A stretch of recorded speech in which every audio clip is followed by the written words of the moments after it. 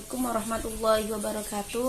Di sini saya akan menjelaskan bahasa Indonesia dari modul keempat, yaitu membaca dan menulis. Yang pertama, membaca. Itu membaca sebagai sebuah proses. Jadi, membaca sebagai sebuah proses yang merupakan sistem lambang bunyi ujaran yang digunakan untuk berkomunikasi oleh masyarakat pemakainya. Pengertian membaca adalah suatu proses yang dilakukan serta digunakan oleh pembaca untuk memperoleh pesan yang disampaikan penulis melalui media tulis. Jadi, dengan membaca itu seseorang secara tidak langsung itu sudah mengumpulkan kata demi kata dalam mengaitkan maksud dan arah bacaannya, yang pada akhirnya pembaca dapat menyimpulkan suatu hal dengan nalar yang dimilikinya. Selanjutnya ada hakikat membaca. Apa itu hakikat membaca? Itu kegiatan visual berupa serangkaian gerakan mata dalam mengikuti baris tulisan, pemusatan penglihatan pada kata dan kelompok mata untuk memperoleh pemahaman terhadap bacaan. Selanjutnya ada proses membaca. Proses membaca itu ada beberapa proses.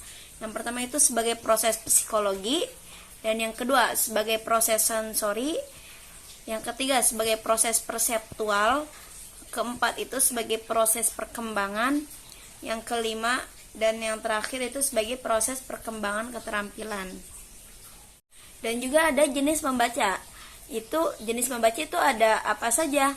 Jenis membaca itu ada membaca berdasarkan terdengar tidaknya suara pembaca. Dan yang kedua itu ada membaca berdasarkan cakupan bahan bacaan. Dan juga ada aspek-aspek membaca, yaitu yang pertama aspek sensori, yang kedua aspek afektif atau emosi yang mendalam, yang ketiga ada aspek skemata, dan yang keempat ada aspek perseptual.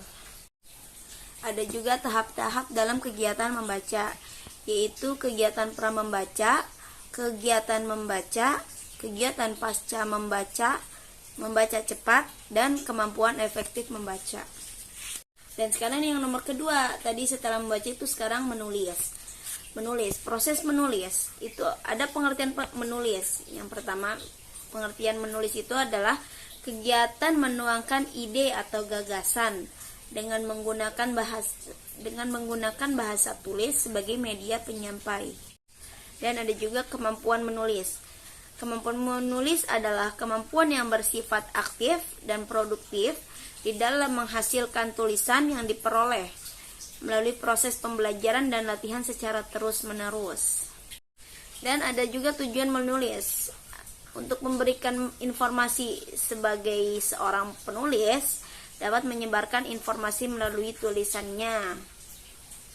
Tahap-tahap menulis itu ada tahap pratulis, tahap pembuatan, tahap revisi, tahap penyuntingan, dan tahap publikasi. Terima kasih, sekian dari saya. Kurang lebihnya mohon maaf. Assalamualaikum warahmatullahi wabarakatuh.